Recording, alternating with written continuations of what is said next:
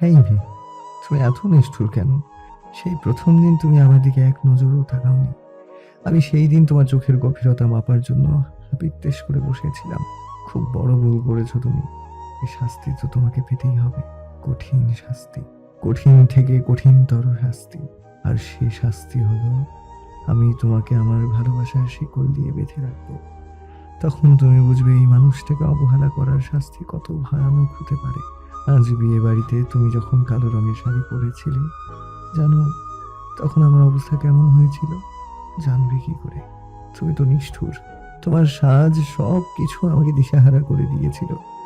তোমাকে এমন অবস্থায় দেখলে আমার দম বন্ধ হয়ে আসে, নিঃশ্বাস নিতে কষ্ট হয়, হার্ট বিট বেড়ে যায়। তারপরও তুমি বারবার এইভাবে সেজে গুজে আমার সামনে এসে দাঁড়াও। তুমি এত নিষ্ঠুর কেন? তুমি কি কখনো আমাকে বুঝবে না? তুমি আমাকে বুঝো আর নাই বুঝো, তাতে আমার কি যায় আসে না। আমি সারা জীবন তোমাকে ভালোবেসে যাব। ভালোবাসি তোমায়। বধূ বেশি বড় ভাবির হাতটা শক্ত করে ধরে আছে ধারা। বাড়ির বাইরের উঠান থেকে চিৎকার চেঁচামেচির শব্দ ভেসে আসছে। এর মধ্যে কেউ চিৎকার করে বলল, আপনার মেয়ের যে হাতে আঙ্গুল নেই, তা আপনি আমাদের আগে জানাননি কেন? আপনারা আমাদের ঠকিয়েছেন। এমন মেয়ের সঙ্গে তো আমরা কিছুতেই আমাদের পরিবারের ছেলের বিয়ে দিতে পারি না। এমন মেয়ের ছোঁয়া শুভ কাজও অশুভ হয়ে যায়। এমন চিৎকার শুনে বিয়ে বাড়ির শোরগোল আরো বেড়ে গেল। ধারা ভাবি ধারার হাতটা আর একটু শক্ত করে ধরে সান্ত্বনার সুরে বলল, তুই একদম চিন্তা করিস না, আব্বাজান আর চাচা মিলে কোনো না কোনো একটা ব্যবস্থা করে ফেলবে। ধারার চোখ ছলছল করছে। সে তো এত ছোট বয়সে বিয়ের জন্য রাজি ছিল না। ক্লাস 8-এর ছাত্রী সে। মাত্র 2 মাস বাকি জিএসসি পরীক্ষার। লেখাপড়া শেষ করে নিজের পায়ে দাঁড়াতে চেয়েছিল সে। কিন্তু গ্রামের মেয়েদের যে ডানালি উঠতে নেই, এই কথা ধারা ভুলে গিয়েছিল। তার পায়ে শিকল পরবার জন্য তোড় জোরে আয়োজন করছিল তার পরিবারের লোকজন। আচমকা একদিন স্কুল থেকে ফিরে শুনেন সপ্তাহ খানিক পরেই তার বিয়ে। এই কয়েকদিন আর স্কুলে যাবার প্রয়োজন নেই তার। যদি লেখাপড়া করার ইচ্ছে থাকে তাহলে বিয়ের পর স্বামীর বাড়ি থেকে লেখাপড়া করতে হবে তাকে। এসব শুনে টু শব্দটিও করেননি ধারা। সে তার আব্বাজানকে ভীষণ ভালোবাসে। তার ইচ্ছার বিরুদ্ধে কখনো কোনো কাজ করেনি সে। ধারা তার আব্বাজানের ইচ্ছেতেই বধূ সেজে বিয়ের আসরে আসে। কিন্তু বিয়ের আসরে যে এমন ঘটনা ঘটবে তা আজ করতে পারেনি ধারা। ধারা ওর ভাবি জোনাকির দিকে করুণ চোখে তাকিয়ে বলল, ভাবি, আমাকে একটু বাইরে নিয়ে যাবে? জোনাকি কি বলবে ভেবে পায় না। বাইরে যে শোরগোল বেরিয়ে চলেছে, শাশুড়িকে যে ডেকে নেবে তারও সুযোগ নেই। শাশুড়ি আম্মা এবং চাচি মিলে দাদি আম্মাকে সামলাচ্ছে। ধারা তার খুব প্রিয় পাত্রী। ধারার কষ্ট তিনি কখনোই সইতে পারেন না। বড়যাত্রী এমন যুক্তিহীন কথা শুনে তিনি ভেঙে পড়েন। জোনাকি ধারার দিকে তাকিয়ে ছোট্ট দীর্ঘশ্বাস ফেলে বলল, আব্বাজান সামলে নেবেন, চিন্তা করিস না। ধারা বিছানা ছেড়ে উঠে দাঁড়ায়। ঘরে উপস্থিত সবার দৃষ্টি ধারার উপর। জোনাকি তাড়াতাড়ি করে ধারার হাত ধরে বলল, এত উতলা হোস নে ধারা। ঘরে উপস্থিত প্রতিবেশীরা ধারার নামে নিন্দে মন্দ বলা শুরু করে দেয়। ধারা এক নজর তাদের দিকে তাকিয়ে জোনাকির দিকে তাকিয়ে করুণ গলায় বলল, ভাবি, তুমি বলছো উতলা হোসনে? বাইরে এক ঘর লোকের সামনে আমার ভাই বাপ চাচারা অপমানিত হচ্ছে, সেখানে আমি বউ সেজে বসে থাকতে পারি না। ধারা আর না দাঁড়িয়ে সামনের দিকে পা বাড়ায়। ধারার পেছন পেছন জোনাকি ভাবিও খুব দ্রুত আসছে।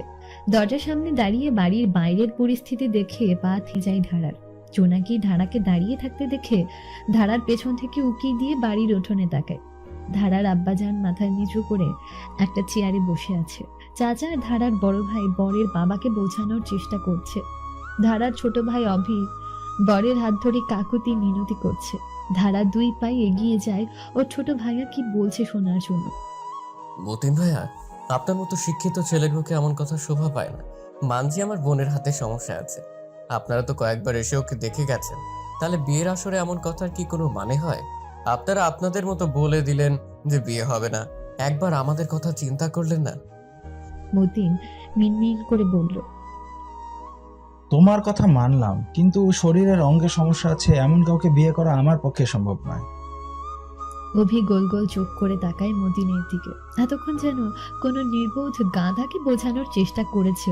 এত কিছু বোঝানোর পরও সে একই কথাই একে আছে। অভি দীর্ঘশ্বাস ফেলে বলল, তোমাকে এতক্ষণ ভাইয়া বলে সম্বোধন করেছি, কিন্তু আমার এখন মনে হচ্ছে আমি এতক্ষণ ভুল করেছি। সে যাই হোক, আমার মধ্যে তোমাকে বোঝানোর যে একটা ছাগল পোষা বুদ্ধিমানের কাজ। অন্তত ছাগলটা তোমার মতো এতটা নির্বোধ হতো না। মতিন অভির দিকে চোখ গরম করে তাকায়। সাহস পায় কিভাবে এই ছেলের ওর সঙ্গে এভাবে কথা বলার? কি যোগ্যতা আছে ওর? কি যোগ্যতা আছে ওর? গ্রামে কত নাম ডাক ওর, সবাই এক নামে চেনে ওদের পরিবারকে। সেখানে এই ছেলে কিনা ওকে ছাগলের সঙ্গে তুলনা করেছে। মতিন খ্যাক খ্যাক করে বলল, তুমি কিন্তু তোমার মাত্রা ছাড়িয়ে যাচ্ছ অভি। এমন চললে কিন্তু আমি ভুলে যাব। মতিনের কথা শেষ হবার আগে ধারা ওদের অনেকটা কাছে এসে বলল, ছোট ভাইয়া, তুই এখানে দাঁড়িয়ে শুধু শুধু কথা বলে সময় নষ্ট করছিস কেন? অভি ঘাড় ঘুরিয়ে পেছনে তাকায়। বধূ বেশে বোনটাকে যেন কোনো হুড়ি লাগছে। এতক্ষণ তো বিয়ে বাড়ির ঝামেলার জন্য বোনটাকে দেখার সুযোগ হয়নি। বড্ড ভালোবাসে অভি ওর বোনকে, কিন্তু তা কখনো বোনের সামনে স্বীকার করে না অভি। বাড়িতে দুজনের সম্পর্ক অনেকটা সাপ বেজির মতো, কেউ কাউকে ছেড়ে কথা বলে না। অভির ভাবনার সমাপ্তি ঘটে ধারার হাতের মৃদু ধাক্কায়। ধারা অভির হাত ধরে বলল, ভাইয়া চল এখান থেকে। অভি এক নজর মতিনের দিকে তাচ্ছিল্য দৃষ্টিতে তাকায়।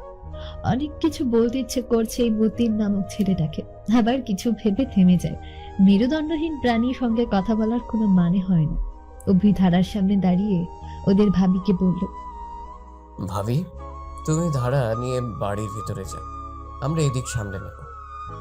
জোনাকে কিছু বলার আগেই ধারা দূরত্ব বলল, কোথাও যাব না আমি এখন আব্বাজানের কাছে যাব। এটুকু বলে ধারা ধীর পায়ে গিয়ে দাঁড়ায় ওর আব্বা জানের চেয়ারের পাশে। ধারার চাচা জান মুখ কালো করে তার ভাইয়ের পাশে দাঁড়িয়ে আছে। ধারা ছোট দীর্ঘশ্বাস ফেলে বলল, আব্বাজান। রফিক দুলাল মাথা তুলে তাকায়। পাশে না তাকালেও বুঝতে পারে কণ্ঠ শুনে এটা যে তার আদরের মেয়ে। ধীরে ধীরে ঘাড় ঘুরিয়ে তাকাই পাশে। কি আল্লাহ, কি সুন্দর লাগছে মেয়েটাকে। মেয়েটাকে এমন সাজে দেখার জন্য তো চোখ জোড়া ব্যাকুল হয়েছিল তার। কাঁধে কারোর হাতের স্পর্শ পায়। তাকিয়ে দেখে ছোট ভাই শফিক। চোখের ইশারায় তাকে চোখের পানি মুছতে বলেছে। শফিকের ইশারা বুঝে চোখে হাত দেয় রফিক দুলাল। চোখের পানি কখন পড়তে শুরু করেছে বুঝতে পারেননি তিনি। দ্রুত চোখ মুছে নেয় তিনি। চেয়ার থেকে উঠেন, মেয়ের দিকে তাকিয়ে আলতো গলায় বলল, আম্মাজান, আপনি এখানে? ধারা খুব দ্রুত নিঃশ্বাস নিতে নিতে বলল, আব্বাজান, আমি এই বিয়ে করব না। তুমি? আর একটা অক্ষর উচ্চারণ করার আগে ধারার চোখ জোড়া তীব্রভাবে বন্ধ হয়ে যায়। অজ্ঞান হয়ে পড়ে ধারা। রফিক দুলাল এগিয়ে এসে মেয়েকে ধরার আগে ধারা তার আব্বা জানের পাঞ্জাবি খামছে ধরে নিতিয়ে পড়ে তার আব্বা জানের বুকে। পরন্ত বিকেল বেলা মিতা বেগম তার রুমের বেলকনিতে বসে তার পছন্দের একটা উপন্যাস পড়ছে। শরৎচন্দ্রের লেখা গৃহদাহ। অসম্ভব রকম সুন্দর উপন্যাসটা। যতবার পড়েন উপন্যাসটার মিতা বেগমের কখনো অনীহা আসে না উপন্যাসটার প্রতি তার। 3-4 পৃষ্ঠা পড়ার পরে বেলকনিতে কেউ হুড়মুড়িয়ে ঢোকে। মিতা বেগম উপন্যাসের পাতা উল্টিয়ে চশমার ফাঁক দিয়ে আর চোখে তাকিয়ে বলল, কিছু বলবি সালমা? সালমা 3-4 বার জোরে জোরে নিঃশ্বাস নিয়ে হাতে থাকা ফোনটা মিতা বেগমের দিকে এগিয়ে দিয়ে খুশিতে গদগদ হয়ে বলল, আপা, বাবু আবার ভিডিও ছাড়ছে। মিতা বেগম উপন্যাসের পৃষ্ঠা ভাঁজ করে রেখে সালমার চোখ মুখের দিকে তাকায়। প্রতিবারের মতো খুশিতে চোখ মুখ উজ্জ্বল হয়ে আছে। মিতা বেগম হাত বাড়িয়ে ফোন নিয়ে ভিডিও রেখে বলল, আমার জন্য 1 কাপ চা করে নিয়ে আসবি? সালমা মুখ গোমড়া করে বলল, আপা, বাবু এত কষ্ট করে ভিডিও বানায়, আপনি কোনোদিন ওর ভিডিওর প্রশংসা করলেন না। মিতা বেগম সালমার প্রশ্নের উত্তর না দিয়ে বলল, চায়ের সঙ্গে বিস্কুট দিতে ভুলিস না কিন্তু। এটুকু বললে মিতা বেগম আবার উপন্যাসের পৃষ্ঠায় মন দেয়। সালমা অসহায় দৃষ্টিতে মিতা বেগমের দিকে তাকিয়ে বিড়বিড় করে বলল, আপার মুখ থেকে প্রশংসা বের করার মতো আর কষ্টের কাজ বোধহয় এই পৃথিবীতে নেই। সালমা একা একা বিড়বিড় করতে করতে বেলকনি থেকে চলে যায়। মিতা বেগম বই রেখে সালমার চলে যাওয়ার দিকে তাকিয়ে মৃদু হাসে। মিতা বেগমের 3 ছেলে। বড় দুই ছেলের বিয়ে দিয়েছে কয়েক বছর হলো, দুজনই আলাদা থাকে। মিতা বেগম অবশ্য এতে আপত্তি করেনি, তার মতে সবারই ব্যক্তি স্বাধীনতা থাকতে পারে, তাই তিনি ছেলে কিংবা ছেলের বউকে জোর করে আটকে রাখতে পারেননি।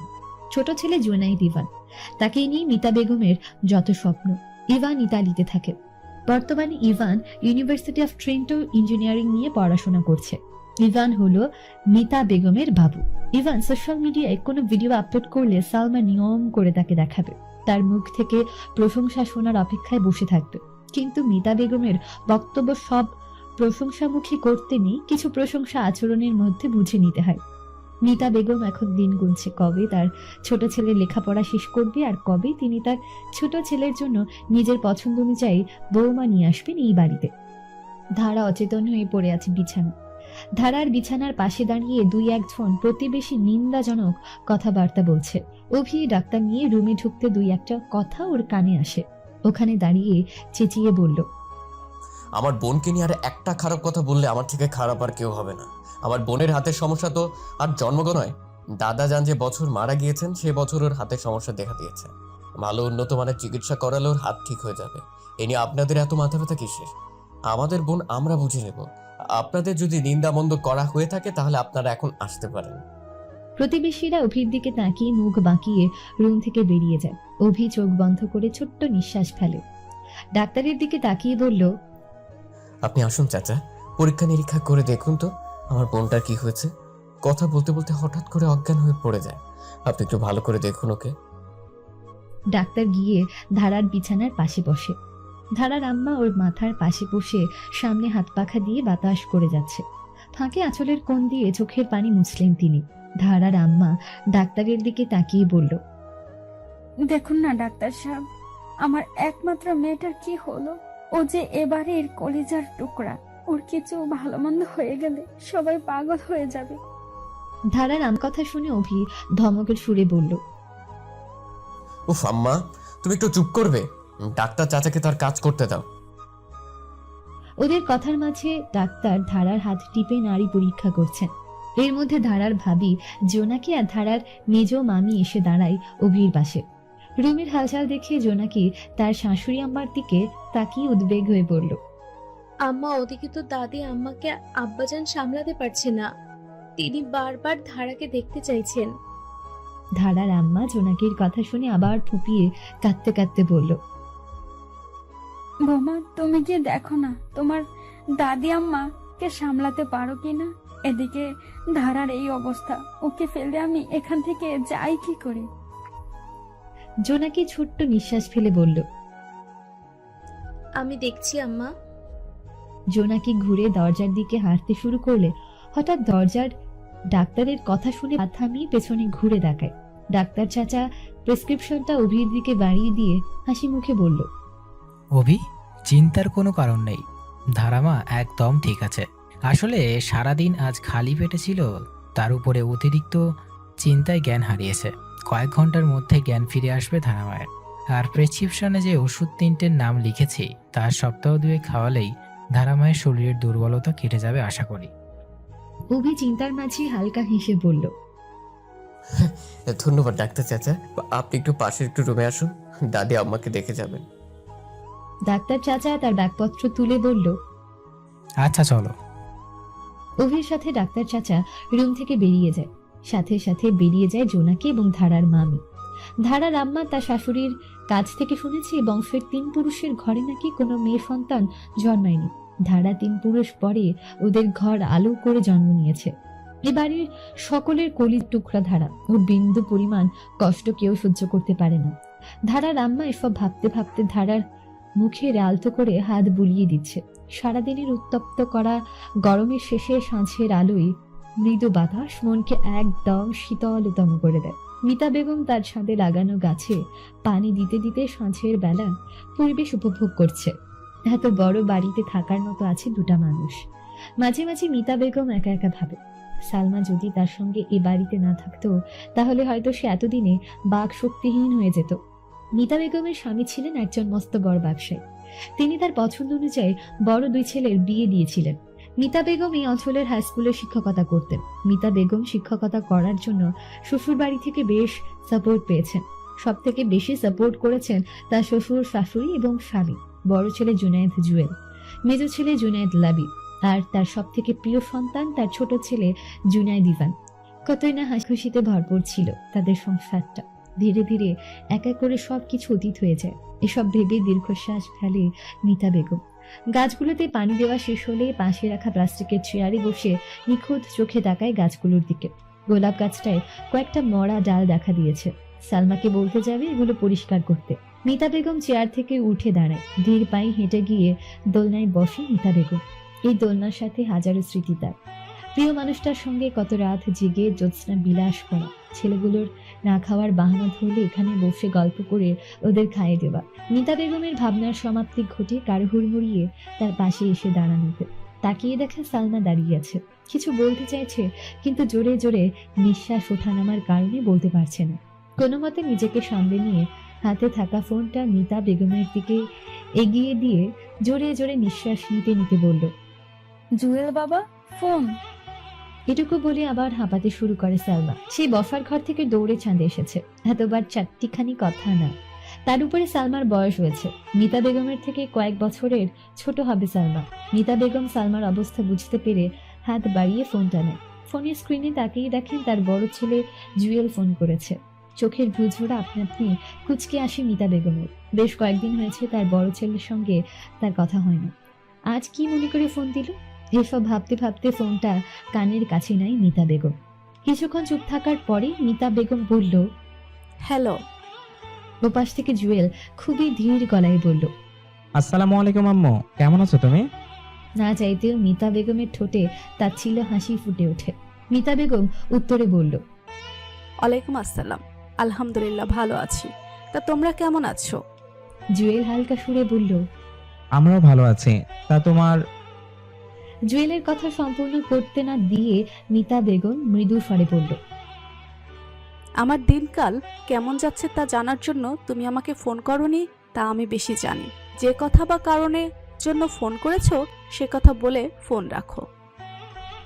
জুয়েল মিনমিন করে বলল, আসলে আম্মু, লামি আমাকে বলছিল তুমি যদি লিমা আর ইভানের বিয়ে নিয়ে আরেকবার যদি ভেবে দেখতে। লিমা তো খুব ভালো মেয়ে, বর্তমান যুগের সঙ্গে তাল মিলিয়ে চলছে। আমাদের ইভানের পাশে এমন একটা মেয়েকে মানায়। তুমি যদি আর একটিবার ভেবে দেখতে প্লিজ। মিতা বেগম সব শুনে ছোট্ট নিঃশ্বাস ফেলে। মনে মনে যা ভেবেছিলে তাই হলো। মিতা বেগম মৃদু স্বরে বলল, ফোনটা স্পিকারে দাও। লামিয়া নিশ্চয়ই তোমার পাশে দাঁড়িয়ে আছে। আমি কি বলছি তা শোনার জন্য। শোনো বৌমা, আমি জানি লিমা খুব ভালো মেয়ে। তুমি বারবার আমার কাছে তোমার বোন লিমার কথা বলেছো ইভানের জন্য, কিন্তু আমি চাই না আত্মীয়তার মধ্যে আত্মীয়তা হোক। আশা করি তোমরা আমার কথাটা বুঝতে পারবে। এই নিয়ে অদূর ভবিষ্যতে যেন আলোচনা না হয়। এটুকু বলে মিতা বেগম ফোন কেটে দেয়। পাশে দাঁড়িয়ে সালমা হাসছে, মুখ টিপে হাসছে। মিতা বেগম চোখ থেকে চশমা খুলে শাড়ির আঁচল দিয়ে পরিষ্কার করতে করতে সালমাকে বলল, তখন থেকে পাগলের মতো হাসছিস কেন? সালমা হাসি থামিয়ে মিতা বেগমের দিকে তাকিয়ে বলল, আপা, আপনি বুঝলেন কিভাবে জুয়েল বাবার পাশে বড় বৌমা দাঁড়িয়ে আছে? ইস, এখন যদি আমি বড় বৌমার মুখখানার অবস্থা একটু দেখতে পেতাম। মিতা বেগম চশমা পরে বলল। খুব আফসোস হচ্ছে তার জন্য। সালমা হাসি দিয়ে বলল, হ্যাঁ তো, কিন্তু তার থেকে বেশি জানতে ইচ্ছে করছে আপনি কিভাবে বুঝলেন বড় বৌমা যে জুয়েল বাবার পাশে দাঁড়িয়েছিল? মিতা বেগম পূর্ব আকাশের দিকে তাকিয়ে বলল, নিচে গিয়ে 2 কাপ চা বানিয়ে নিয়ে ছাদে আয়, তারপরে বলছি। মিতা বেগমের কথা শেষ হওয়ার আগে সালমা নিচে যাওয়ার জন্য হাঁটতে শুরু করে। মিতা বেগম এক নজর সালমার দিকে তাকিয়ে আনমনে হেসে আবার পূর্ব আকাশের দিকে তাকায়। বউ সেজে ধারা মিটি মিটি করে হাসছে। কত সুন্দর দেখতে লাগছে ওকে আজ। একটু পরে ও রাজপুত্র আসবে, ওকে নিয়ে চলে যাবে তার রাজ্যে। এর মধ্যে কেউ এসে ধারাকে বলল, বর এসে গেছে। একটু একটু করে উত্তেজনা বাড়তে থাকে ধারার। ধারার বর সোজা এসে ধারার সামনে দাঁড়ায়। হাসি হাসি মুখ করে ধারার হাত নিজের হাতের মধ্যে নেয়। পাঞ্জাবির পকেট থেকে আংটি বের করে ধারার হাতে পরিয়ে দিতে গেলে ধারার হাতের অবস্থা দেখে বরের চেহারা ক্রমশ হিংস্র হতে শুরু করে। ধারার ভীষণ ভয় করছে তার চোখগুলো দেখে। ধারা কিছু বুঝে ওঠার আগে ধারার বর ওকে ধাক্কা দিয়ে ফেলে দেয়। ধারা পড়ে গিয়ে চিৎকার করছে, কিন্তু ধারার বর রূপী হিংস্র জানোয়ার ধারার দেখি একটা বারও ফিরে না তাকিয়ে মুখ ফিরিয়ে চলে যায়। চোখ খুলে তাকায় ধারা, বিছানা থেকে উঠে আশেপাশে তাকায়। ও তো ওর বড় ভাইয়ের রুমে আছে। চোখ যায় বিছানার অপর পাশে, বড় ভাবি ঘুমিয়ে আছে। তাহলে এতক্ষণ ধারা স্বপ্ন দেখেছিল? তাই হবে। উফ, কি ভয়ানক দুঃস্বপ্ন! ভাবতেও গায়ে কাটা দিচ্ছে। ধারা এক নজর ওর ভাবির দিকে তাকায়। বেচারি মনে হয় কাল সারা রাত ওর জন্য ঘুমোতে পারেনি। ধারা কাঁথাটা টেনে ভাবির গায়ে দিয়ে ঘর থেকে বের হয়। ঘর থেকে বেরিয়ে চোখ যায় বাড়ির দরজার দিকে। ওর বড় ভাইয়া সম্রাট মাথায় টুপি পরা অবস্থায় বাড়ির দিকে আসছে। ফজরের নামাজ পড়ে হয়তো হাঁটাহাঁটি করে বাড়ির দিকে আসছে। ধারাকে দাঁড়িয়ে থাকতে দেখে সম্রাট দ্রুত পায়ে ওর সামনে এসে দাঁড়ায়। ধারার মাথায় আলতো করে হাত বুলিয়ে দিয়ে বলল, ঘুম ভাঙলো তোর? আমি তো মনে করছিলাম ঢাকঢোল পিটিয়ে তোর ঘুম ভাঙাতে হবে। ধারা হেসে দিয়ে বলল, আমি তো কুম্ভকর্ণের বোন, তাই একবারও ঘুমোলে আর ঘুম ভাঙতেই চায় না। সম্রাট চোখগুলো ছোট ছোট করে বলল। তুই কি কথাটা আমাকে ইঙ্গিত করে বলেছিস? ধারা মাথা দুলিয়ে বলল, কোথায় আমি তোমাকে বললাম? আমি তো বলেছি আমি কুম্ভকর্ণের বোন। আমার তো দুইটা ভাই, আমি তো ছোট ভাইয়াকেও কথা বলতে পারি। সম্রাট হেসে নিয়ে বলল, তোর মতো দুষ্টুর সঙ্গে কথায় আমি কখনো পারবো না। আচ্ছা, তোর ভাবি কোথায়? আর তুই এত সকালবেলা কোথায় যাচ্ছিস? ধারা আলতো ভাবে বলল, ভাবি ঘুমিয়ে আছে, মুখটা কেমন ফ্যাকাশে হয়ে আছে, হয়তো আমার জন্য সারা রাত ঘুমাতে পারিনি, তাই আমি আর ডাকিনি ভাবিকে। আর আমি হাত মুখ ধুতে কলতলায় যাচ্ছি। সম্রাট কিছু একটা ভেবে বলল, তুই হাত মুখ ধুয়ে তৈরি হয়ে আয়, আমি আর তুই কার্তিক কাকার দোকানে যাব। একটু পরে গরম গরম জিলিপি ভাজতে শুরু করবে। ধারা এক গাল হেসে বলল, আচ্ছা, আমি এখনই হাত মুখ ধুয়ে তৈরি হয়ে আসছি, তুমি ততক্ষণ ঘরে গিয়ে জিরিয়ে নাও। ধারা ওখান থেকে চলে গেল। সম্রাট স্বস্তির নিঃশ্বাস ফেলে নিজের রুমে ঢোকে। চোখ যায় বিছানায়। জোনাকি ঘুমিয়ে আছে, চোখ মুখ শুকিয়ে গেছে। সম্রাট মাথা থেকে টুপিটা খুলে রেখে জোনাকির পাশে গিয়ে বসে। জোনাকির গালে আলতো করে হাত রাখে। এই বিয়ে বিয়ে করে জোনাকির এই কয়দিন ঠিকমতো খোঁজও নিতে পারেনি সম্রাট। জোনাকি চোখ খুলে তাকায়। সম্রাটকে ওর সামনে বসে থাকতে দেখে তড়িয়ে ঘড়ি করে উঠে পড়ে। বিছানার ওপাশে তাকিয়ে ধারাকে দেখতে না পেয়ে জোনাকি চিন্তিত হয়ে সম্রাটকে বলল, ধারা কই? ও তো এখানে ঘুমিয়েছিল। সম্রাট জোনাকির হাত ধরে মৃদু স্বরে বলল, চিন্তা করো না, তোমার ননদ ঠিক আছে। দাঁড়া, কলতলায় হাত মুখ ধুতে গেছে। জোনাকি স্বস্তির নিঃশ্বাস ফেলে বলল, ও কি কালকের বিষয়টা নিয়ে মন খারাপ করে আছে? সম্রাট মৃদু স্বরে বলল, আমারও মনে হয় না ও মন খারাপ করে আছে। ও তো আমার সঙ্গে বেশ হাসি খুশি ভাবে কথা বলেছে তখন। জোনাকি সম্রাটের থেকে নিজের হাত হারিয়ে নিয়ে বলল, তুমি থাকো, আমি একটু ওকে দেখে আসি। জোনাকি বিছানা থেকে নেমে কাপড় ঠিক করে নেয়। সম্রাট জোনাকির দিকে তাকিয়ে বলল, শোনো। জোনাকি সম্রাটের দিকে তাকিয়ে বলল, বলো। সম্রাট মৃদু স্বরে বলল, ধারা এখন হাত মুখ ধুয়ে এলে আমি এখন ওকে নিয়ে কার্তিক কাকার দোকানে যাব। তুমি তো জানো ধারা গরম গরম জিলিপি ভীষণ ভালোবাসে। জোনাকি এগিয়ে এসে সম্রাটের গালে আলতো করে হাত রেখে বলল, বুঝেছি, এই জন্য বুঝি আমার কর্তা আমার ননদিনীকে নিয়ে যাবে কার্তিক কাকার দোকানে। সম্রাট হালকা হেসে মাথা নাড়িয়ে হ্যাঁ বলে। জোনাকি মৃদু হেসে বলল, তুমি বসো, আমি গিয়ে দেখে আসি ধারা কি করছে। সকালের নাস্তা তৈরি করতে হবে। জোনাকি সম্রাটের থেকে উত্তরের অপেক্ষায় না বসে ঘর থেকে বেরিয়ে যায়। মিতা বেগম ভোরবেলা ঘুম থেকে ওঠার পরে বাড়ির সামনের বাগানে কিছুক্ষণ হাঁটাহাঁটি করে। আজ মিতা বেগম অল্প কিছুক্ষণ হাঁটাহাঁটি করে বাড়ির ভেতরে চলে যান। কোনো কারণে আজ হয়তো তার মন ভালো নেই। ছোট ছেলেটার সঙ্গে কাল রাতে কথা হয়েছে, তার পরীক্ষা শুরু হবে কিছুদিন পরে। পরীক্ষা শেষ হলে কিছুদিনের জন্য সে দেশে আসবে, কিন্তু এখনো যে 2-3 মাস। এসব ভেবে হাঁটতে হাঁটতে রান্নাঘরের দিকে যায় মিতা বেগম। সালমা সকালের নাস্তা তৈরি করেছে। সালমা মিতা বেগমকে দেখে হাতের কাজ থামিয়ে বলল, আপা, আপনি আজ এত তাড়াতাড়ি বাগান থেকে চলে গেলেন যে? মিতা বেগম ডাইনিং এর চেয়ার টেনে বসে বলল, ভালো লাগছে না রে বাজ। সালমা এগিয়ে এসে এক গ্লাস পানি দিয়ে চিন্তিত গলায় বলল, আপা, আপনার শরীর ঠিক আছে তো? না, আমি বাবুকে ফোন করে দেশে আসতে বলবো। মিতা বেগম গ্লাস হাতে নিয়ে বলল, না রে, তেমন কিছু না, আমার শরীর ঠিক আছে, অসুখটা হয়েছে আমার মনের। সালমা উত্তেজিত হয়ে বলল, আপনি এসব কি কথা বলেন? মিতা বেগম পানির গ্লাসের পানিটা শেষ করে বলল, তুই সবকিছুতেই বেশি উত্তেজিত হয়ে পড়িস। আগে আমার পুরো কথাটা শুনবি। আমার এই শহরের দূষণময় পরিবেশ আর ভালো লাগছে না। মনে হয় অক্সিজেন বদলে আমরা কোনো বিষাক্ত ধোঁয়া গ্রহণ করছি। ধুলোবালি, গাড়ির শব্দ, শান্তশিষ্ট পরিবেশ থাকে আরো বিষাক্ত করে তোলে। আমি এগুলোর থেকে একটু নিস্তার চাই। আর ভালো লাগছে না শহরের জীবন। সালমা আফসোস করে বলল, আপা, আপনি কথাটা ভুল কিছু বলেননি। আমি যখন গ্রামে যাই না, তখন আমার মনে হয় আমি আমার দেহে প্রাণ ফিরে পেয়েছি, প্রাণ ভরে নিঃশ্বাস নিতে পারি। মিতা বেগম কিছুক্ষণ চিন্তা করে বলল, শোন, এবার বাবু দেশে ফিরলে ওকে নিয়ে গ্রামে ঘুরতে যাব। বাবুও গ্রাম ভীষণ পছন্দ করে, কিন্তু ওর ভাগ্যক্রমে কখনো যাওয়া হয়ে ওঠেনি গ্রামে। সালমা খুশি হয়ে বলল, সত্যি আপা? মিতা বেগম মৃদু স্বরে বলল, হ্যাঁ, ভাবছি এই সুযোগে ছোট ফুপুর বাড়ি থেকে ঘুরে আসব। ছোট ফুপুর নাতনি বিয়ের সময় আমাদের নিমন্ত্রণ করেছিল, কিন্তু আমাদের যাওয়া হয়ে ওঠেনি। সেই থেকে ফুপু আমার সঙ্গে রেগে আছে। এই সুযোগে ফুপুর রাগটাও ভেঙে দিতে পারবো। সালমা হাসি মুখে বলল, তাহলে তো খুব ভালো হবে আপা। এই সুযোগে বাবুটাও গ্রাম ঘুরে দেখতে পারবে একটু।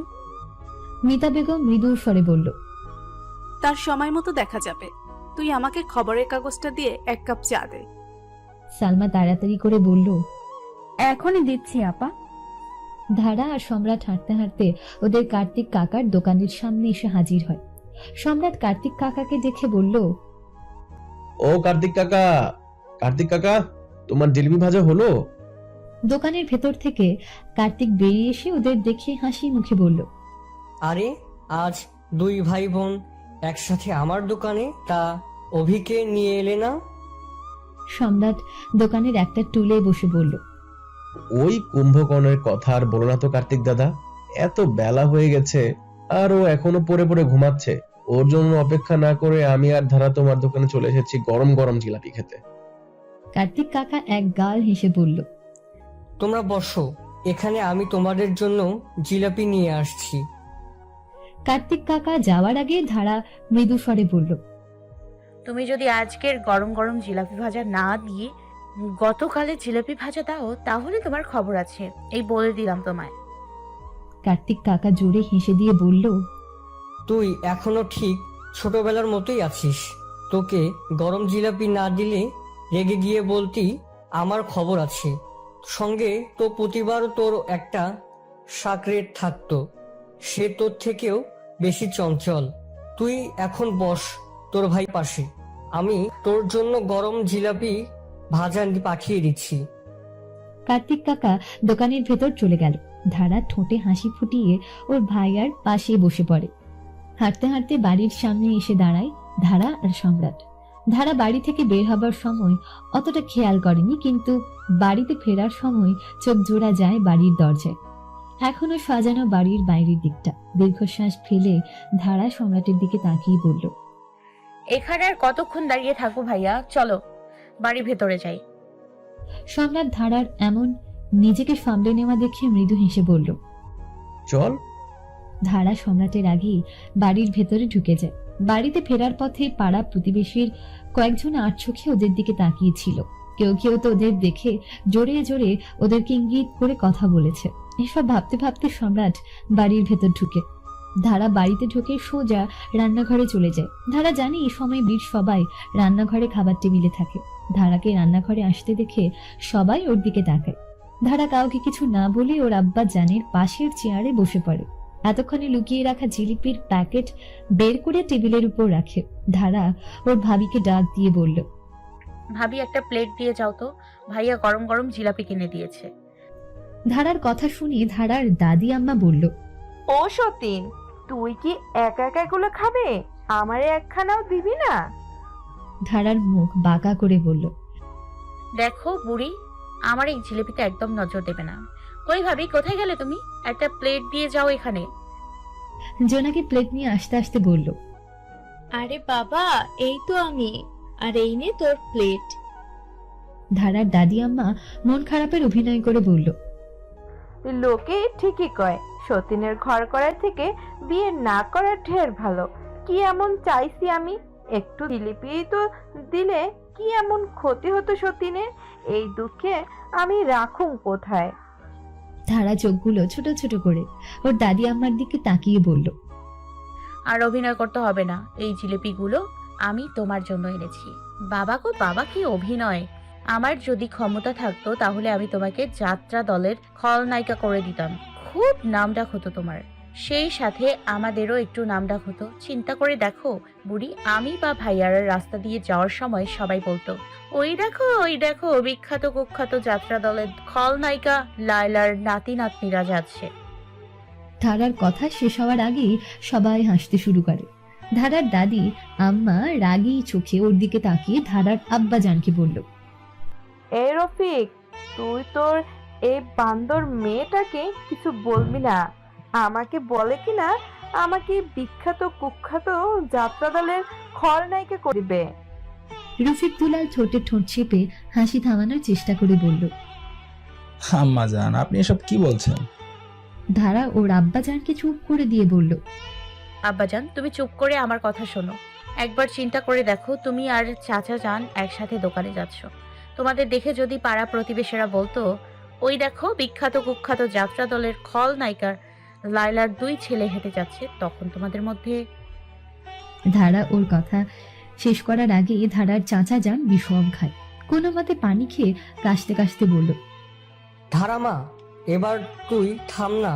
হাসতে হাসতে আমাদের অবস্থা খারাপ হয়ে যাবে। ধারা উত্তরে কিছু না বলে মুখ ভিঞ্চি দিয়ে ধারা ওর আম্মার কাছে চলে যায়। ধারা চলে গেলে সবাই আবার মৃদু হাসে। অভি ওর দাদি আম্মাকে খোঁচা দিয়ে বলল, চাচা যান, তুমি যাই বলো না কেন, দাদি আম্মা কিন্তু আমাদের নাম ডাক হওয়া থেকে বঞ্চিত করেছে। দাদি আম্মা অভির দিকে রাগে চোখে তাকালে অভি হেসে দিয়ে খাবার টেবিল থেকে উঠে যায়। সম্রাট খাওয়া দাওয়া করে রান্নাঘর থেকে বেরোলে অভি সম্রাটকে ডাক দিয়ে বলল, ভাইয়া। সম্রাট অভির দিকে তাকায়। অভি একদম তৈরি হয়ে ঘর থেকে বেরিয়েছে। সম্রাট মৃদু স্বরে বলল, কিছু বলবি? অভি সম্রাটের দিকে তাকিয়ে বলল, ভাইয়া আমাকে 5,000 টাকা দিতে পারবে? সম্রাট অভিকে কিছু জিজ্ঞেস না করে বলল, তুই দাঁড়া, আমি নিয়ে আসছি এক্ষুনি। সম্রাট গিয়ে ওর রুমে থেকেই 5,000 টাকা নিয়ে আসে। অভির হাতে টাকা দিয়ে সম্রাট বলল, আর লাগলে বলিস আমায়। অভি টাকাগুলো পকেটে রেখে সম্রাটকে বলল, ভাই আমি একটু শহরে যাচ্ছি, ফিরতে সন্ধ্যা হবে, তুমি চিন্তা করো না, আমি আম্মাকে বলেছি। সম্রাট চোখগুলো ছোট ছোট করে বলল, কাজটা কি খুব জরুরি? না হলে বলতাম আজকের দিনটা ধারাকে সময় দে। অভি মৃদু স্বরে বলল, হ্যাঁ ভাইয়া, কাজটা খুব জরুরি, নাহলে আজ আমি যেতাম না। তুমি চিন্তা করো না, আমি তাড়াতাড়ি ফেরার চেষ্টা করব। এটুকু বলে অভি না দাঁড়িয়ে হনহনিয়ে বাড়ি থেকে বেরিয়ে যায়। দুপুরে খাওয়া দাওয়ার পরে ধারা এসে ওদের পুকুর পাড়ে শুইতে বসে। দুপুরবেলা এই জায়গাটা বেশ ঠান্ডা থাকে। পুকুরের ওপারে ঘাটে রহিমা চাচির মেজ মেয়ে গোসল করেছে। আজ সারাদিনটা ভালোই কেটেছে ধারার। ভাবি ওকে 1 মিনিটের জন্য একা ছাড়েনি, সারাক্ষণ সঙ্গে সঙ্গে ছিল। ভাবি হয়তো মনে করেছে কালকের ঘটনাটার জন্য ওর মন খারাপ। ধারা আরো কয়েকটা সিঁড়ি নেমে পুকুরের পানিতে পা ভিজিয়ে বসে। আনমনে পুকুরের পাশে তাকিয়ে আছে ধারা। চোখ ঘুরিয়ে ঘুরিয়ে আশেপাশে দেখছে ধারা। হঠাৎ করে এক জোড়া পা দেখতে পায় ধারা ওর পায়ের পাশে।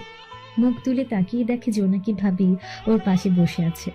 ধারা মিষ্টি হেসে বলল, তুমি কখন এলে ভাবি? আমি তো টেরেই পাইনি। জোনাকি ধারার দিকে তাকিয়ে বল, টের পাবে কিভাবে? তুই তো গভীর মনোযোগ দিয়ে কি যেন ভাবছিলি। ধারা চোখ সরিয়ে নিল জোনাকির চোখের উপর থেকে। জোনাকি কিছুক্ষণ চুপ থেকে বলল, আর কতক্ষণ বসে থাকবি এখানে? চল বাড়ি যাবি এখন। ধারা উঠে দাঁড়িয়ে বলল, চলো তাহলে। জোনাকি উঠে দাঁড়ালে ধারা আর জোনাকি পা বাড়ায় বাড়ির উদ্দেশ্যে। সন্ধ্যের পরে মিতা বেগম সালমার সঙ্গে বসে নাস্তা খাচ্ছিলেন। সালমা তো বকবক করেই যাচ্ছে, এটা যে ওর স্বভাব। মিতা বেগম নিজের খাওয়া শেষ করে সালমার দিকে তাকিয়ে বলল, কাল সকাল সকাল দারোয়ানকে বাজারে পাঠিয়ে দিস, লাবিদার বৌমা আসবে কাল। সালমা মুখে খাবার নিয়ে বলল, লাবিদ বাবা আসবে? তাহলে তো মেলা কাজ আছে। উফ, একটু আগে তো বলবেন আপনি। মিতা বেগম মৃদু হেসে বলল। তোর যা ইচ্ছে কর, আমি আমার রুমে আছি। মিতা বেগম নিজের রুমে গিয়ে খাটের কোনায় বসে। কাল অনেক দিন পর লাবিদ আসবে এ বাড়িতে। লাবিদ ওর কাজের জন্য বউ নিয়ে আলাদা হয়েছিল। এখান থেকে লাবিদের অফিসে যেতে মিনিমাম 2 ঘন্টা সময় লাগে। বাড়ির কাছের অফিসটার দেখাশোনা করে বড় ছেলে, আর দূরের অফিসটার দেখাশোনার দায়িত্ব পড়ে লাবিদের উপর। প্রতিদিন এত ঘন্টা জার্নি করার পরে লাবিদ প্রচন্ড ক্লান্ত হয়ে পড়ত। ওদের সুবিধার জন্যই মিতা বেগম অফিসে আশেপাশের ভালো দেখে একটা ফ্ল্যাট কিনে দিয়েছেন। এরপর থেকে সাপ্তাহিক ছুটি কিংবা মাসে 2-1 বার এসে ঘুরে যায় লাবিদ আর ওর বউ। মিতা বেগমের বড় ছেলের বউয়ের তুলনায় মেজ ছেলের বউ বেশ ভালো। ফোন করে শাশুড়ির হালচাল জিজ্ঞেস করে। এ বাড়িতে আসলে তো ব্যতিব্যস্ত হয়ে শাশুড়ি যা যা খেতে পছন্দ করে তা নিজেই হাতে তৈরি করে। রুমি মানে মিতা বেগমের মেজ ছেলের বউ। তাকে অনেকবার বলেছে তিনি যেন ওদের সাথে থাকে, কিন্তু মিতা বেগম স্পষ্ট ভাষায় না করে দিয়েছেন। এই বাড়ির সঙ্গে যে তার হাজারো স্মৃতি, বললেই তো আর এই সব ছেড়ে ছুড়ে নতুন ঠিকানায় বাসা বাঁধা যায় না। যত্ন করে তার স্বামীর ব্যবহৃত জিনিসগুলো আগলে রেখেছেন তিনি। প্রতিদিন নিয়ম করে সেসব জিনিসগুলোতে হাত বুলান তিনি। এত এত স্মৃতি ফেলে তো আর যাওয়া যায় না। এসব ভেবে ছোট নিঃশ্বাস ফেলে মিতা বেগম মায়াবী চোখে তাকায় সামনের দেয়ালের দিকে। তার আর তার স্বামীর একটা মুহূর্ত ছবি বন্দী হয়ে আছে দেয়ালে। মিতা বেগম সোফায় বসে আছেন, তার ঠিক পেছনে তার স্বামী তার কাঁধে হাত দিয়ে দাঁড়িয়ে আছে। ছবিটা ইভান ক্যামেরা বন্দি করে। ছবিটা বাঁধিয়ে এই ঘরে টাঙিয়ে দিয়ে যায়। মিতা বেগমের যত দূর মনে পড়ে, তখন ইভান ছুটি কাটাতে দেশে এসেছিল। এসব ভেবে আনমনে হাসি মিতা বেগম। সন্ধ্যের পরে বাড়ির দিকে ফিরেছে অভি, হাতে একটা স্মার্টফোনের প্যাকেট। সকালে সম্রাটের দেওয়া 5,000 টাকার সাথে নিজের টাকা মিলিয়ে এই ফোনটা কিনেছে অভি। এই ফোনটা কেনার জন্যই সকল শহরে ছুটেছে অভি, নিজের জন্য নয়, আদরের ছোট বোনটার জন্য। এই সামান্য ফোনটার দৌলতে হয়তো বোনের মুখে হাসি দেখতে পারবে, এসব ভেবে আনমনে এসে দেয় অভি। খাওয়া দাওয়া শেষ করে অভি ধারাকে সম্রাটের রুমে ডেকে নিয়ে যায়। ধারা আর অভিকে একসাথে আসতে দেখে সম্রাট বিছানায় শোয়া থেকে উঠে আলমারি খুলে ফোনের প্যাকেটটা বের করে। সম্রাট অভিকে চোখের ইশারায় বলে ধারার চোখ হাত দিয়ে চেপে ধরতে। সম্রাটের কথা অনুযায়ী অভি ধারার চোখ হাত দিয়ে চেপেই ধরে। ধারা উৎকণ্ঠা হয়ে বলল, ভাইয়া তুই আমার চোখ চেপে ধরলি কেন? উফ, ছাড় না, চোখটা কিছু দেখতে পাচ্ছি না। অভি ধারাকে ধমক দিয়ে অভিনয় করে বলল, তাই তুই তো ব্যাঙের মতো লাফাচ্ছিস কেন? একটু সোজা হয়ে দাঁড়াতে পারছিস না?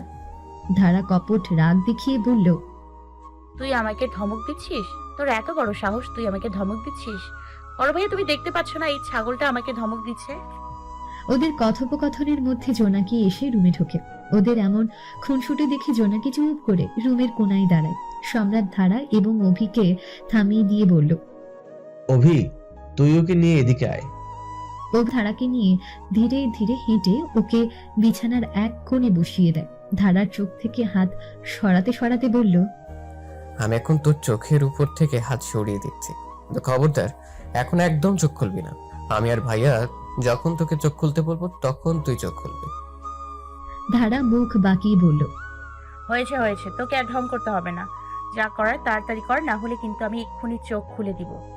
অভি তাড়াতাড়ি করে বলল, হেই না না, একটু অপেক্ষা কর, আমরা বলার পরে চোখ খুলিস। ধারা আর কিচ্ছু না বলে চুপ করে বসে থাকে। 20 সেকেন্ডের মাথায় অভি এবং সম্রাটের কণ্ঠ একসঙ্গে শুনতে পাই ধারা। ওকে চোখ খোলার জন্য বলেছে। চোখ করে তাকাই ধারা। ধারার 2 ভাই একটা ফোনের প্যাকেট হাতে নিয়ে দাঁড়িয়ে আছে। কিছুক্ষণ অবাক হয়ে ওদের দিকে তাকিয়ে থেকে বলল, এটা কি ভাইয়ারা? সম্রাট মজা করে বলল, আলাউদ্দিনের চেরাগ পছন্দ হয়েছে তোর? ধারা আলতো চোখে তাকায় দুজনের দিকে, মৃদু স্বরে বলল, আমার জন্য। সম্রাট ফোনের প্যাকেটটা নিয়ে ধারার পাশে বসে বলল, কে বললো এটা তোর জন্য? এটা তো আমাদের আদরের ছোট বোনের জন্য। ধারা ফট করে ফোনের প্যাকেটটা নিজের কাছে নিয়ে বলল, এটা আমার সত্যি। অভি হালকা হেসে বলল, হ্যাঁ রে, এটা তোর জন্য। ধারা খুশিতে কি করবে বুঝতে পারছে না। ফোনের প্যাকেটটা রেখে ধারা ওর বড় ভাইয়াকে ছুরিয়ে ধরে। তা দেখে অভি মন খারাপের অভিনয় করে বলল, এত কষ্ট করে রোদে পুড়ে গিয়ে আমি ফোনটা কিনে আনলাম, আর যত ভালোবাসা বস বড় ভাইয়ার। বাহ, কি দারুণ দৃশ্য। ধারা সম্রাটের কাঁধে মাথা রেখে বলল, ভাইয়া কোথাও থেকে কিছু পোড়ার গন্ধ আসছে, তাই না? সম্রাট ধারার সাথে হেসে দিয়ে বলল। তাই তো মনে হচ্ছে। জোনাকি এগিয়ে এসে অভির পাশে দাঁড়িয়ে মৃদু স্বরে বলল, তোমরা আমার ছোট থেকে নিয়ে কি শুরু করলে? তোমাদের জন্য তো অভির মন খারাপ হয়ে যাবে। জোনাকির কথা শুনে ধারা উঠে অভির এক হাত জড়িয়ে ধরে বলল, আমি জানি আমার ভাইয়া কখনো মন করে থাকতেই পারে না, তাই না ভাইয়া? অভি মুচকি হেসে বলল। হ্যাঁ, তাই না দুষ্টু, খুব জানিস। ধারা বুক ফুলিয়ে বলল। আমার ভাই আর আমি জানবো না, তা কখনো হয়? ধারা ওর ভাবির দিকে তাকিয়ে বলল, ভাবি শোনো না, আমি তো লেখাপড়ার চাপে ব্যস্ত থাকবো, তখন না হয় তুমি ফোনটা ব্যবহার করো। সম্রাট মৃদু স্বরে বলল, এটা তোর জন্য কিনেছি আমরা, আর তোর ভাবের জন্য তোকে বলতে হবে না, তোকে ভাবতেও হবে না। কাল না হয় এই একই রকম আরেকটা ফোন তোর ভাবের জন্য আমি কিনে আনবো। ধারা হেসে দিয়ে বলল, তাহলে তো খুব ভালো হবে ভাইয়া, আমাদের দুজনের এই এক ফোন। অভি ওদের কথার মাঝে বলল, হেই শোন, কাল সকালে ফোনটা আমার কাছে দিয়ে দিস। কি কি অ্যাকাউন্ট খোলা লাগবে আমি খুলে দেবো। তোর একটা বান্ধবী আছে না, তারও তো কিসব অ্যাকাউন্ট খোলা আছে। ধারা সন্দেহের চোখে তাকিয়ে বলল, ঘটনা কি ভাইয়া, হঠাৎ করে তুই আমার বান্ধবীর খোঁজ নিচ্ছিস? বিষয়টা যেন কেমন কেমন লাগছে আমার। অভি পরিস্থিতি সামলানোর জন্য বলল, ধুর, তোর কথা বলার আর না বলা সমান কথা। এইটুকু বলে অভি আর দাঁড়ায় না, হর্ন হুনিয়ে রুম থেকে বেরিয়ে যায়। অভি বেরিয়ে গেলে তিনজনেরই হেসে দেয়। নিত্যদিনের অভ্যেসের মতো মিতা বেগম খবরের কাগজটা খুব মনোযোগ দিয়ে পড়ছেন। আজকাল দেশের যে অবস্থা, খুন খারাপা তো লেগেই আছে। এর মাঝে সালমা এসে চায়ের কাপ রেখে গেছে টেবিলে। আজ সালমার বকবক করার সময় নেই, খুব ব্যস্ত মানুষ সে। মিতা বেগমের কোনো ছেলে বাড়িতে এলে মিতা বেগমের থেকে সালমা বেশি ব্যতিব্যস্ত হয়ে ওঠে। কোনটা রেখে কোনটা আয়োজন করবে বুঝে উঠতে পারে না। মিতা বেগম চায়ের কাপে চুমুক দিয়ে রান্নাঘরের দিকে তাকিয়ে বলল, আজ দুপুরে কি রান্না করবি? সালমা এক নজর মিতা বেগমের দিকে তাকায়। ব্যস্ততার মাঝে হাতের কাজ থামিয়ে বলল, এখনো কিছু ঠিক করিনি আপা। লাবিদ বাবা আর বৌমা আসলে ওদের থেকে জিজ্ঞেস করে নেব ওরা কি কি খেতে চায়, তারপরে সেই অনুযায়ী রান্না করব। মিতা বেগম কিছু না বলে আবার খবরের কাগজ পড়তে মন দেয়।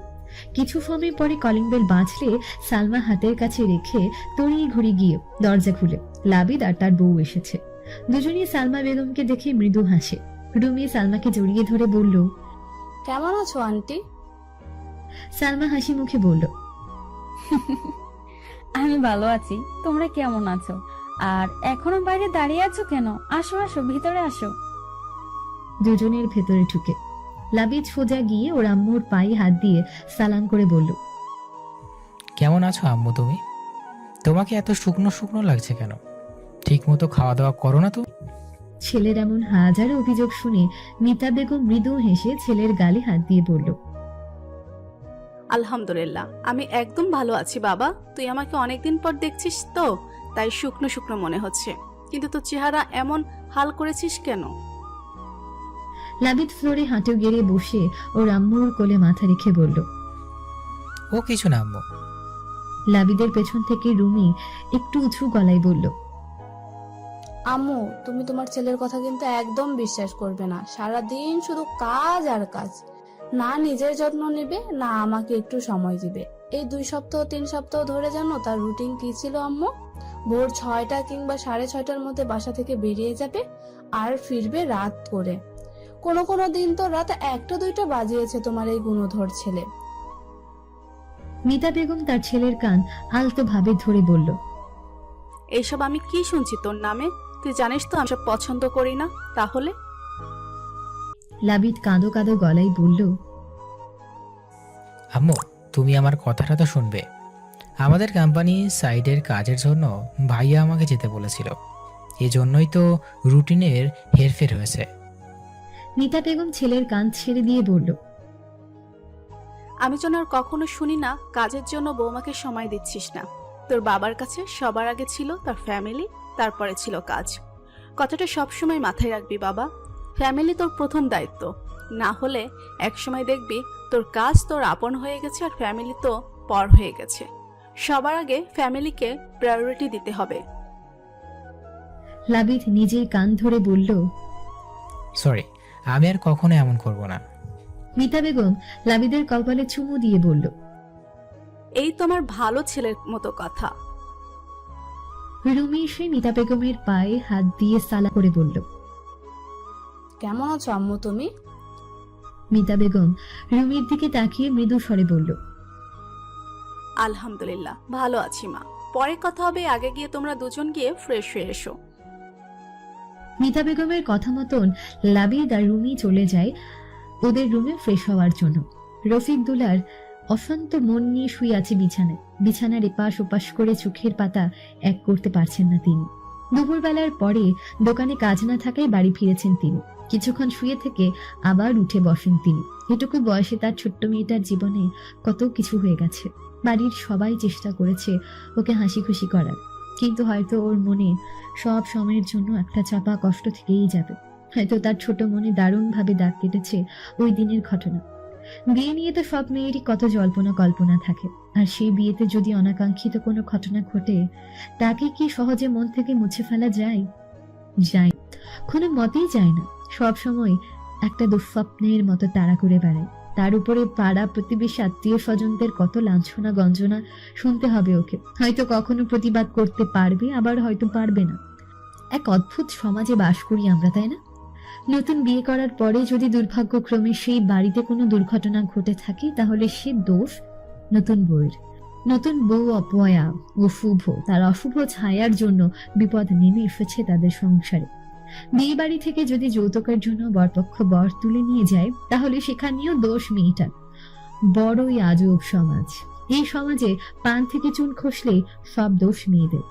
সেখানে তার ছোট্ট মেয়েটা কিভাবে সামাল দেবে এত কিছু, এসব দীর্ঘশ্বাস ফেলেন তিনি।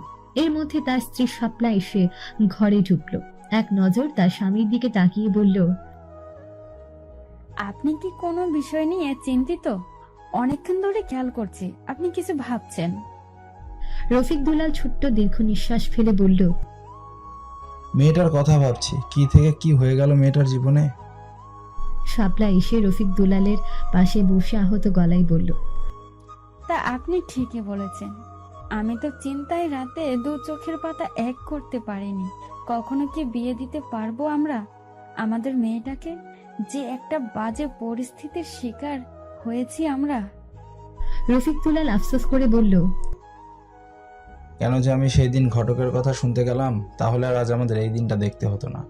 আর এই ঘটক করি বা কি দোষ দেব? ওই মতিনের চাচা এমন রসিয়ে রসিয়ে কথা বলে, সত্য বোঝা মুশকিল। ওদের অন্তরে যত বিষ আছে, আমার হাত ধরে বলে কিনা, ভাইজান একদম চিন্তা করবেন না, আপনার বাড়ির মেয়ে আমাদের বাড়িতে রাজরানী হয়ে থাকবে। লোক সমাজে দাঁড়িয়ে মিথ্যা প্রতিশ্রুতি দেয়, অসভ্য লোক কোথাকার। শাপলা মৃদু স্বরে বলল, আপনি উত্তেজিত হবেন না, উত্তেজিত হলেই আপনি অসুস্থ হয়ে পড়ুন। রফিক দুলাল নিজেকে শান্ত করে বলল, উত্তেজিত হওয়া ছাড়া কি আর কোনো উপায় আছে তুমি বলো? শাপলা এই প্রসঙ্গ ঘোরানোর জন্য বলল, জানেন আপনারা দুই ছেলে মিলে কি করেছেন? রফিক দুলাল শাপলার দিকে তাকিয়ে বলল, কি করেছে ওরা? শাপলা মৃদু হেসে বলল, আপনার ছোট ছেলে শহর থেকে একটা তক্তার মতো মোবাইল ফোন কিনে এনেছে। ওই যে অবি একটা আছে না, ঠিক তেমন। দু ভাই টাকা দিয়ে ধারার জন্য সেটা কিনছে। শাপলার কথা শুনে রফিক দুলাল হেসে দিয়ে বলল, আরে ওটা তক্তার মতন না, ওটাকে কি নাকি স্মার্টফোন বলে। আমাদের দোকানের যে ছেলেটা থাকে না, ওর কাছ থেকে শুনেছি। শাপলা মুখ গোমড়া করে বলল, আমি অত কিছু জানি না। শাপলার কথা শুনে রফিক দুলাল আবারও হেসে দিয়ে বলল, থাক, তোমাকে আর জানতে হবে না, তুমি তোমার তক্তা মোবাইল ফোন নিয়েই থাকো। শাপলা তার স্বামীর দিকে তাকায়। এতক্ষণে করা পরিকল্পনা তার সফল হয়েছে। হাসি ফোটাতে পেরেছেন তিনি তার স্বামীর মুখে। এই ভেবে মৃদু হাসে শাপলা। ধারা ঘুম থেকে উঠে পুকুর পাড়ে আসে। এটা ধারার ভালো লাগার একটা জায়গা। মন খারাপ থাকুক কিংবা ভালো, ওকে এখানে আসতেই হবে। এটা যেন ওর নিত্যদিনের নিয়ম। এই নিয়মের হেরফের কখনো হতে দেয় না ধারা। দিনে একবার অন্তত তার পুকুর পাড়ে আসা যায়। পুকুর পাড়ে বসার জন্য সিমেন্ট দিয়ে বেঞ্চের মতো তৈরি করা আছে। এখানে বসে ও আর ওর বান্ধবী মিলে কত আড্ডা দিয়েছে। মাঝে মধ্যে ওদের সঙ্গ দিতে জোনাকি ভাবিও জোর বাঁধে। হঠাৎ ধারার চোখ যায় হাতের আঙ্গুলের দিকে। মনে পড়ে যায় ওই দিনের কথা। ধরা সমাজে দাঁড়িয়ে কত লাঞ্ছনা গঞ্জনা সহ্য করতে হয়েছে ওর পরিবারকে। ধারা ওর দাদি আম্মার মুখে শুনেছে মতিন নামের ছেলেটা ধারাকে রাস্তায় দেখে পছন্দ করে ফেলে। খোঁজ নেয় ধারা কোন বাড়ির মেয়ে তা জানার জন্য। পরে ঘটকের মাধ্যমে বিয়ের কথাবার্তা এগোতে থাকে। সবকিছুই খুব তাড়াতাড়ি হয়ে গেছে। এত তাড়াতাড়ি কি করে হলো? সেই তো না, ও আর এসব কিছু মনে করতে চায় না। এসব মনে করলে ওর যেন দম বন্ধ হয়ে আসে। নিঃশ্বাস নিতে কষ্ট হয়। ভেসে ওঠে চোখের সামনে ওকে নিয়ে করা উপহাসগুলো। আশেপাশের 2-1 ছাড়া কেউ ওর সঙ্গে কথা বলতে চায় না। ওকে দেখে মুখ ঘুরিয়ে চলে যায়। ওর পেছনে ওকে নিয়ে কি বলে তা ওর অজানা নয়। এবার ওকে শক্ত হতে হবে, নিজের জন্য না হোক অন্তত পরিবারের জন্য। নিজেকে শক্ত হতে হবে, নিজেকে শক্ত হতে হবে। ধারা শেষের কথাগুলো বিড়বিড় করে বললেও ধারার পেছনে জোনাকি দাঁড়িয়ে সেগুলো স্পষ্ট ভাবে শুনেছে। একটু আগে ধারার বড় ভাইয়া বাড়িতে ফিরেছে। ধারার নতুন ফোনের মতো দেখতে আর একটা ফোন জোনাকির জন্য কিনে এনেছে। জোনাকি সেই ফোন হাতে নিয়ে ধারার ঘরে গিয়েছিল। সেখানে না পেয়ে পুকুর পাড়ে আসে জোনাকি। তখন শেষের কথাগুলো শুনিয়ে জোনাকি বলল, কাকে শক্ত হতে হবে? কি বলছিস এসব? ধারা চমকে উঠে আরো কণ্ঠস্বর শুনে পেছন ফিরে তাকিয়ে দেখে জোনাকি ভাবি দাঁড়িয়ে আছে। স্বস্তির নিঃশ্বাস ফেলে ধারা বলল, ও তুমি? আমি ভাবলাম কে ডাকে। জোনাকি ধারার দিকে তাকিয়ে বলল, বললি না তো কাকে শক্ত হতে হবে? ধারা নিজেকে সামলে নিয়ে বলল, কই কিছু না তো। তুমি এখানে এই সময়ে? ভাইয়া না বাড়িতে এখন? জোনাকি ধারার পাশে বসে বলল, তোকে খুঁজছি তাই। কিন্তু তুই এখানে কি করছিস? ধারা ছোট করে বলল, ঘরে ভালো লাগছিল না তাই এখানে এসেছি। জোনাকি ওর হাতে থাকা ফোনটা ধারার হাতে দিয়ে বলল, এই দেখ, এটা তোর ভাইয়া এনেছে আমার জন্য। ধারা ঠোঁটে হাসি টেনে ফোনটা হাতে নিয়ে বলল, ভাবি এটা দেখতে তো অবিকল আমার ফোনটার মতো। জোনাকি হাসি মুখে বলল, হ্যাঁ, ননদ ভাবির এক ফোন। জোনাকির কথা শুনে ধারা হেসে দেয়, শব্দ করে হেসে দেয়। ইভান, এই ইভান। কারো ডাকে পেছনে ফিরে তাকায় ইভান। বইয়ের পাতা ভাঁজ করে রেখে ইভান মৃদু স্বরে বলল, মিহু, তুই তো জানিস আমি বই পড়ার সময় কোনো প্রকার ডিস্টার্ব পছন্দ করি না।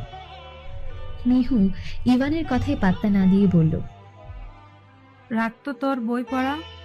ওদিকে জেসি তোকে পুরো ইউনিভার্সিটি চিরুনি তল্লাশি করে খুঁজছে। ইভান মুখে বিরক্ত ভাব ফুটিয়ে তোলে। কিছু একটা বিড়বিড় করতে করতে বসা থেকে উঠে দাঁড়ায়। মিহুর দিকে তাকিয়ে বলল, রাহুল, হেরি, রোজ ওরা কোথায়? ওরা কি এখনো ইউনিভার্সিটিতে এসে পৌঁছায়নি? মিহু দাঁত কেলিয়ে হেসে বলল, এসেছে তো সে কখন, গেটে দাঁড়িয়ে আছে। জেসির জন্য এদিকে আসতে ভয় পাচ্ছে। ইভান কপাল কুঁচকে বলল, তুই এলি কিভাবে? তোকে দেখেনি নাকি? মিহু মৃদু স্বরে বলল, তোর লাইলি তো আমাকে দেখতেই পারে না। আমাকে ইউনিভার্সিটিতে ঢুকতে দেখে মুখ ঘুরিয়ে অন্যদিকে চলে গেছে। আমি সেই সুযোগে তোর কাছে চলে এসেছি। ইভান বিরক্ত কণ্ঠে বলল, মিহু, তুই ভালো করে জানিস আমি এসব পছন্দ করি না। জেসি যত পাগলামি করুক না কেন, আমি ওকে ভালোবাসি না। ইভেন কখনো ভালোবাসবো না। আর সব থেকে বড় কথা, আমাদের দুজনের ধর্ম ভিন্ন। কারো ফ্যামিলি আমাদের এই সম্পর্ক মেনে নেবে না। তাই প্লিজ তোর এই ননসেন্সের মতো কথা বন্ধ করে রাহুলদের ফোন করে এখানে আসতে বল। কোনো সমস্যা হলে আমি দেখে নেব। মিহু খেপে গিয়ে বলল, এই এই তুই ননসেন্স কাকে বললি?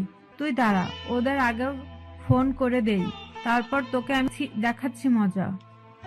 ইভান মিহুর কথায় পাত্তা না দিয়ে আবার গাছের নিচে বসে বই পড়ায় মন দেয়। মিহু একা একা বকবক করতে করতে রাহুলদের ফোন করে। ইভান ক্লাস 6-এ ওঠার পর ইভানের বাবা ওকে ইতালি পাঠিয়ে দেয়। ইভান ইতালিতে আসার পর হেরি আর রোজের সাথে বন্ধুত্ব হয়। কলেজে ওঠার পরে বন্ধুত্ব হয় রাহুল আর মিহুর সাথে। রাহুল আর মিহু ইন্ডিয়ার নাগরিক। হেরি আর রোজ এখানে স্থায়ী বাসিন্দা। বেশ অনেক বছরের বন্ধুত্ব তাদের। এরা কেউ কাউকে ছাড়া কিছু বোঝে না, সারাদিন চিল্লাপাল্লা হৈহুল্লোড় করে দিন পার করে। মিহু ফোন করে ডাকার পর ওরা সবাই চলে আসে ওখানে। ইভান জানে ওরা এখন ওকে খোঁচাবে, কিন্তু ইভান ওদের সুযোগ না দিয়ে বলল, ক্লাসে চল, দেরি হয়ে যাচ্ছে। রাহুল বিড়বিড় করে বলল।